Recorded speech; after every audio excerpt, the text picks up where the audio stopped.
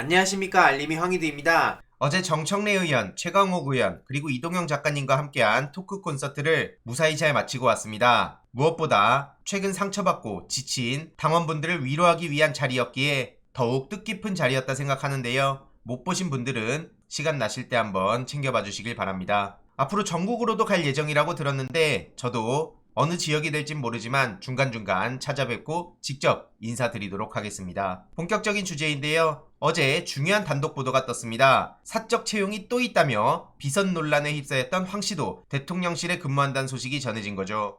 안 그래도 최근 대통령실 직원 2명이 김건희 씨의 코바나 콘텐츠 출신이었다는 사실이 드러나서 사적 채용 논란이 불거졌는데, 이런 와중에 대선 과정에서 윤석열 대통령과 김건희 씨를 비공식적으로 밀착 수행하며 비선 논란을 일으켰던 황모 씨가 대통령실 행정관으로 근무한다는 사실이 드러난 거죠. 주요 공직을 사적 인연들로 채우는 사례가 계속 터져서 비판이 제기되고 있는 거죠. 별다른 문제가 없으면 정상적으로 채용될 가능성이 높다고 하는데요. 현재 시민사회 수석실에서 청년 정책을 담당하고 있다고 합니다. 이러니 아주 그냥 개판이구나. 대통령실이 일개 회사인 줄 아냐? 전형적인 내로남불, 적반하장 정권이다. 문재인 정부 때 그렇게 불공정하고 분열의 정치라고 욕하더니 지금 하는 거 보면 더하다. 이게 자기들식 공정이냐? 이런 비판까지도 쏟아지고 있고요. 오죽하면 한겨레에선 대통령의 삼촌, 김건희 씨엔 작은엄마, 이런 사람이 대통령실 행정관이 됐다. 제목을 이렇게 쓸 정도죠. 만약 민주당 정권이 이랬으면 온갖 언론과 종편 뉴스에서 하루 종일 때렸을 텐데 왜 이렇게 조용한가에 대해서도 지적이 나오고 있고요.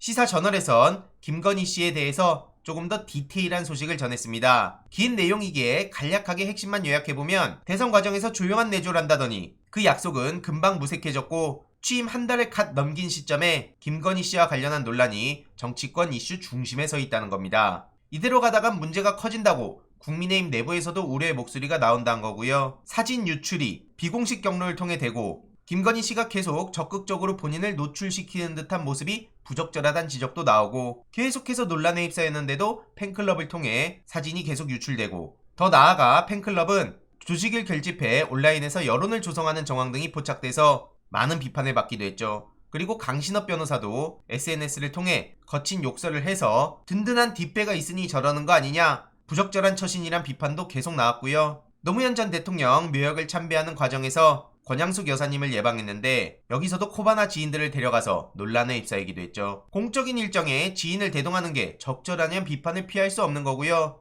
게다가 친오빠인 김모 씨의 행보에 대한 우려도 계속 나오고 있습니다. 김건희 씨의 옷, 가방 정보 등을 비롯해 공개되지 않은 사진, 정보 등을 전달하며 은밀하면서도 꽤 적극적으로 활동한 것으로 드러난 거고요. 앞서 말씀드렸듯이 사적 인연 채용 논란도 계속 커지고 있는 겁니다. 지금 드러난 것만 이 3명이지 더 많은 소식들이 터질 거란 우려가 괜히 나오는 게 아니고요. 이러니 국민의힘 내부에서도 우려의 목소리가 계속 커지고 있는 겁니다. 국민의힘 청년 최고위원, 그리고 익명을 요구한 국민의힘 중진 의원 등도 이런저런 논란에 대해서 빠르게 처리해야 된다는 목소리를 내고 있는 거고요. 겉으로 드러나진 않았지만 내부는 훨씬 더 심하게 골마 있다고 생각합니다. 실제 그런 얘기들도 들려오고요. 팬클럽과 인사 문제 등에 대해서도 경각심을 가져야 된다는 충고까지 나오고 있습니다. 전반적으로 이런 내용들을 접한 시민들은 평생 거짓으로 살아왔는데 뭘 기대하냐? 최순실이 또 나왔다. 그 다음 순서는 탄핵이냐? 심지어 최순실보다 더 셀 것 같다. 이런 얘기까지 나오고 있습니다. 게다가 어제 김정숙 여사님과 서울에서 깜짝 회동을 했다는 소식도 전해졌는데요.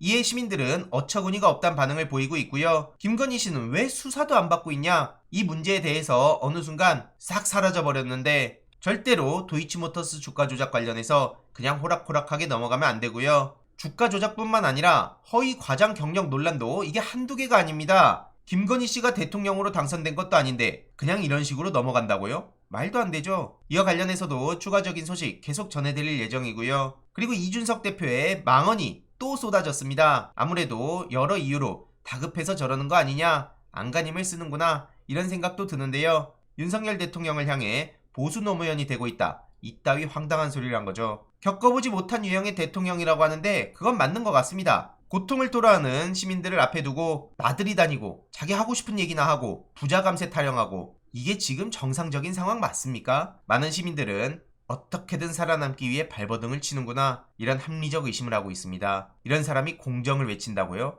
택도 없는 소리죠. 마삼중의 민낯에 대해서도 계속 소식 전해드리도록 하겠습니다. 이번 내용도 유익했다면 구독, 좋아요, 알림 설정 멤버십 가입 정말 큰 힘이 된다는 점 말씀드리고 싶습니다. 이번 내용도 주위에 널리 공유 부탁드립니다.